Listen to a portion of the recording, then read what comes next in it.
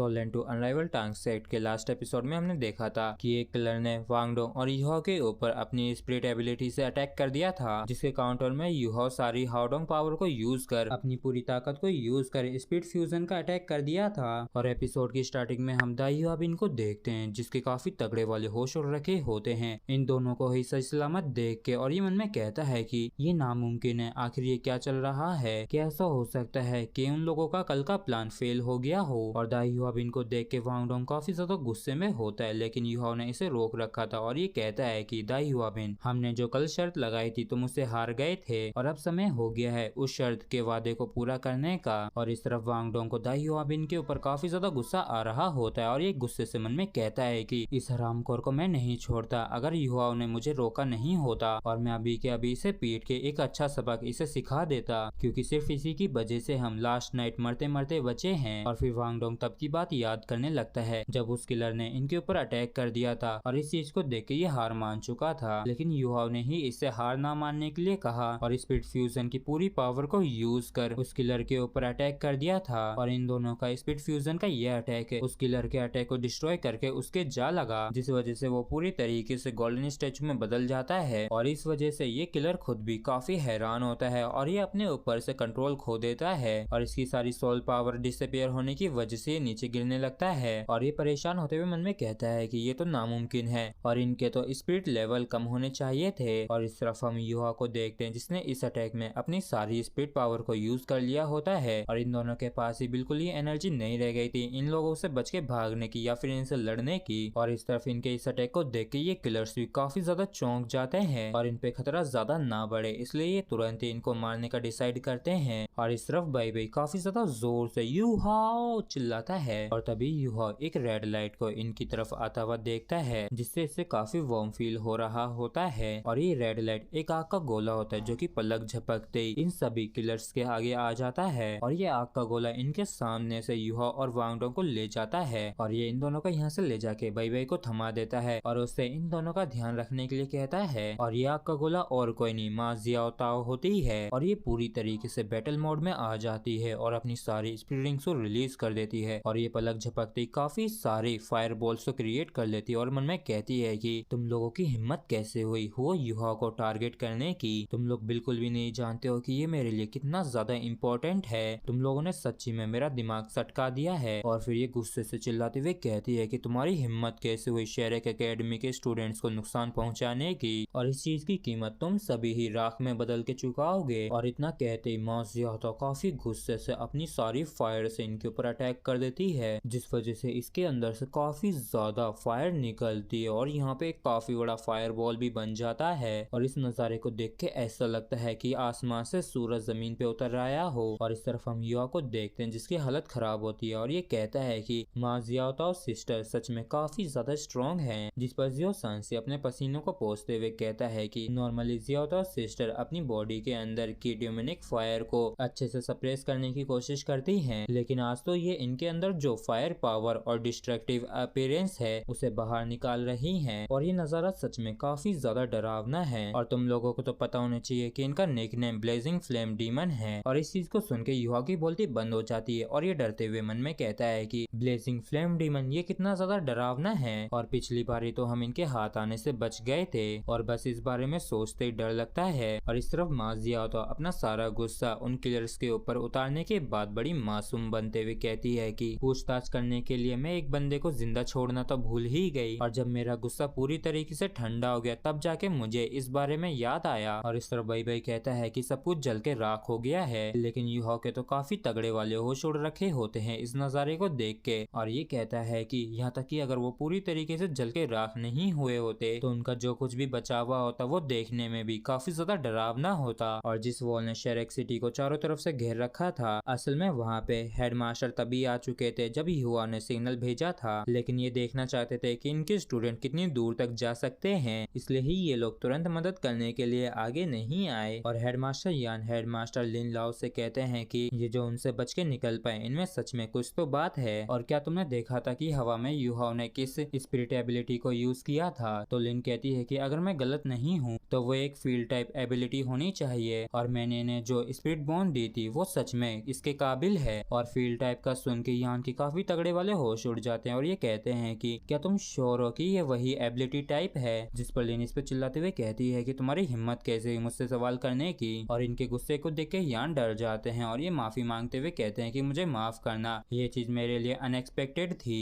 और फिर लिन कहती है कि वो लोग तो और भी ज्यादा साहसी थे जो उन्होंने हमारे स्टूडेंट्स को नुकसान पहुंचाने की हिम्मत की। लिटिल यान तुम इस चीज का क्या करने वाले हो। और फिर यान कहते हैं कि हाँ, इन सभी की लाशों को स्कूल में ले आओ और कुछ भी क्यों ना हो जाए हमें सच्चाई का पता लगाना ही होगा। लेकिन वैसे तो इनको कोई भी सबूत नहीं मिलता है, लेकिन वो यूहा और बाकी के स्टूडेंट समझ गए थे कि इस चीज के पीछे कहीं ना कहीं दाई यूहाबिन का हाथ है। लेकिन सबूत ना होने की वजह से इस मामले पे स्कूल चुप रहा और इस मामले को यहीं पे दबाने की कोशिश किया। और दाई यूहाबिन भी अपने घुटनों पे आ जाता है अपनी शर्त को पूरा करने के लिए और ये वापस से यूहा के आगे झुक के माफी मांगता है। और फिर ये दोनों ही यहाँ से चले जाते हैं। और इसी के साथ फ्रेंड्स एपिसोड भी हमारा यहीं पे खत्म होता है। अगर आप लोगों को वीडियो अच्छा लगा हो तो प्लीज चैनल को सब्सक्राइब और वीडियो को लाइक करना ना भूलें। Thank you.